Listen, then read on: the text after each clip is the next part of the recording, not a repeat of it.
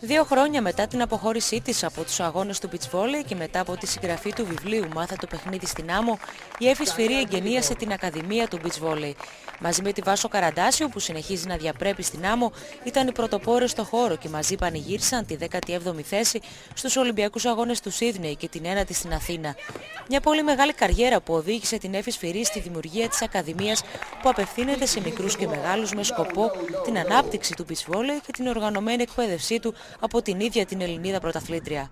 Είμαι πολύ χαρούμενη. Έχουμε μεγάλη προσέλευση παιδιών. Δεν το περίμενα. Παράλληλα γιορτάζω και τη δεύτερη έκδοση του βιβλίου μου, που και αυτό πήγε ανέλπιστα καλά. Θέλω να ευχαριστήσω πάνω απ' όλα την Easy Cruise που με βοήθησε πολύ σε αυτό το εγχείρημα, και τη Βάσο, την πρώην συμπαίκτριά μου, που κάνει το last push, την τελευταία προσπάθεια για την Ολυμπιάδα, και εύχομαι σε όλα τα κορίτσια να πάνε καλά. Από εκεί και πέρα νομίζω ότι είναι ένα νέο εγχείρημα για μένα και δεν το βλέπω τόσο σαν δουλειά, το βλέπω σαν μεράκι και σαν χόμπι. Είναι ένα εγχείρημα που, όπως είπα και πριν, δεν θα φανταζόμουν κάποιον άλλον άνθρωπο για να το οργανώσει καλύτερα από την Εύη.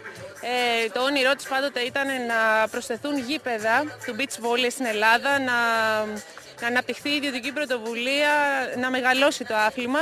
Και είναι μια κίνηση που οδεύει προς αυτή την κατεύθυνση. Της εύχομαι ολόψυχα καλή επιτυχία και για το βιβλίο της, και συγχαρητήρια στο Βάρη Sports Club για όλη αυτή την κίνηση. Είναι πολύ ωραίο ένας αθλητής που σταματάει την ενεργό δράση να ασχολείται με το άθλημα εκτός αγωνιστικού χώρου και να κάνει πράγματα για την προώθηση του αθλήματος. Με μεγάλη χαρά γενιάζουμε σήμερα το γήπεδο του Beach Volley και το Easy Cruise Beach Volley Academy. Βλέπουμε μεγάλη εξέλιξη του χώρου. Ήδη έχει μεγάλη ζήτηση από παιδάκια και ενήλικους. Τα τμήματα έχουν διπλασιαστεί το τελευταίο δίμηνο και μετά από αυτό το event πιστεύουμε ότι θα έχουμε πολύ πιο μεγάλη προσέγγιση από ό,τι περιμέναμε. Παρόντες στα εγγένεια της σχολής ήταν ο Υφυπουργός Εξωτερικών κ. Πέτρος Δούκας, ο Υφυπουργός Αθλητισμού κ. Γιάννης Ιωαννίδης και ο Πρόεδρος της ΕΟΠΕ κ. Θανάσης Μπελιγράτης. Πολλά συγχαρητήρια στην Εύη για αυτή την ιδιωτική της πρωτοβουλία. Νομίζω θα βγάλει τους πρωταθλητές του αύριο. Πάντα τέτοια, και ίσως από τον χρόνο να πιάσω και εγώ το άθλημα. Η προσπάθεια αυτή της ιδιωτικής πρωτοβουλίας θέλω να τη χαιρετήσω και να διαβεβαιώσω όλους τους επιχειρηματίες που θέλουν να ασχοληθούν με το beach volley. Η Ομοσπονδία είναι δίπλα. Θέλουμε να κάνουμε ένα άνοιγμα προς την ιδιωτική πρωτοβουλία. Βέβαια, μέσα από τις διατάξεις και τους κανόνες τόσο της Ομοσπονδίας όσο και της Διεθνούς Ομοσπονδίας. Είναι μια πολύ καλή προσπάθεια, θα έλεγα, εδώ πέρα. Πολύ ωραίες οι εγκαταστάσεις και πιστεύω ότι ίσως από αυτές τις εγκαταστάσεις κάποια στιγμή θα θαυμάσουν πρωταθλήτριες σαν την Εύη και τη Βάσο.